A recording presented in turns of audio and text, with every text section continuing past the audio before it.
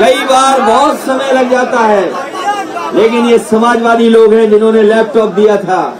मैं यहाँ पर कहकर जा रहा हूँ, ये जीव चलाने वाले, ये झूठ बोलने वाले, ये जीव चलाने। उत्तर प्रदेश की पूर्व सीएम अखिलेश यादव इस वक्त उत्तर प्रदेश चुनाव में अपना पूरा दमखम लगाए बैठे हैं। अखिलेश यादव इस बार उत्तर प्रदेश में अपनी सरकार बनाना चाहते हैं, क्योंकि जिस प्रकार पिछली बार उनको हार का सामना देखने को मिला था, उसके ऊपर सवाल भी कई उठे थे।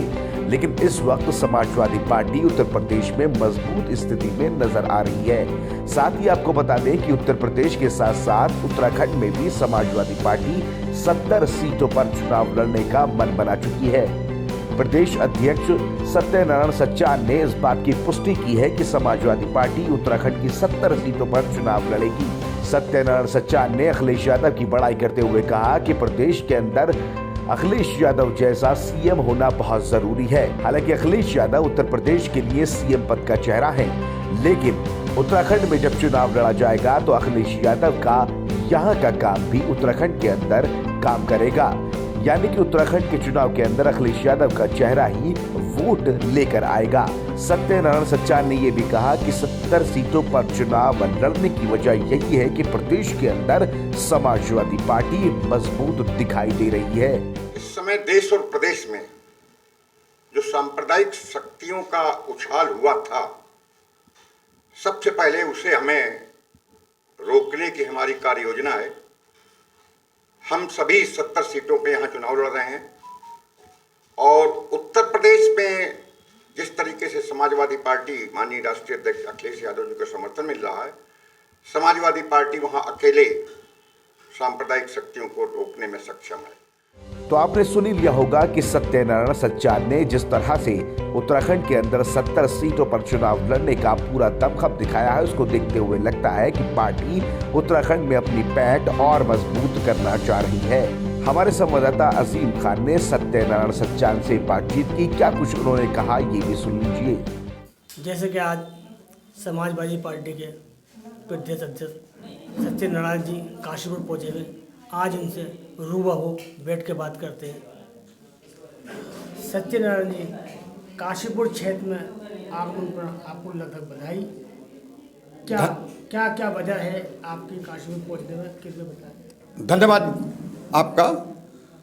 काशीपुर यहाँ हमारे कई कार्यकर्ता और मैंने प्रदेश सचिव डॉक्टर साहब को बनाया है, मसूरी जी को, और इनके ही यहाँ पर हम आज आए। और कल हमारा प्रोग्राम हल्द्वानी का है। हल्द्वानी में मैंने सभी कुमाऊं मंडल के जिला अध्यक्षों को, प्रदेश कार्यकारिणी के सदस्यों को बुलाया है। उनके साथ हम मंथन करेंगे और मंथन के बाद ये हमारा चुनावी मंथन होगा। किन मुद्दों को लेकर के चुनाव में हम जाएंगे, तो बेसिकली आज हम अपने यहाँ काशीपुर में अपने कार्यकर्ताओं से, पदाधिकारियों से वार्ता करेंगे और उनको टिटबिट्स देंगे कि किस तरीके से आप चुनाव मैदान में उतरें, और क्योंकि इस बार समाजवादी पार्टी को सरकार बनानी है। जैसे कि शहर के अंदर चर्चा का विषय है उत्तराखंड में कृषि कानून को लेके, इसका विरोध में आप क्या कहना चाहेंगे? देखिए, जो कृषि कानून सरकार लाई थी बैकडोर से, समाजवादी पार्टी ने पहले भी निंदा की थी। समाजवादी पार्टी जो कल तीनों काले कानून उन्होंने वापस लेने की घोषणा की है, समाजवादी पार्टी किसानों को तो बधाई देती है क्योंकि उनकी एकजुटता का ये रिजल्ट है।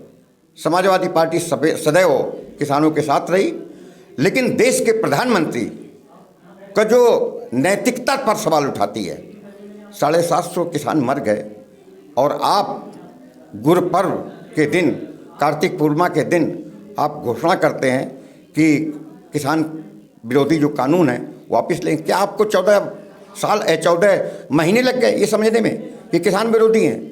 बेसिकली आप इवेंट मैनेजमेंट की तरह मोदी जी करते हैं। उनको चाहे सैनिक की शहादत हो, चाहे किसानों की शहादत हो, उनको इससे कोई मतलब नहीं।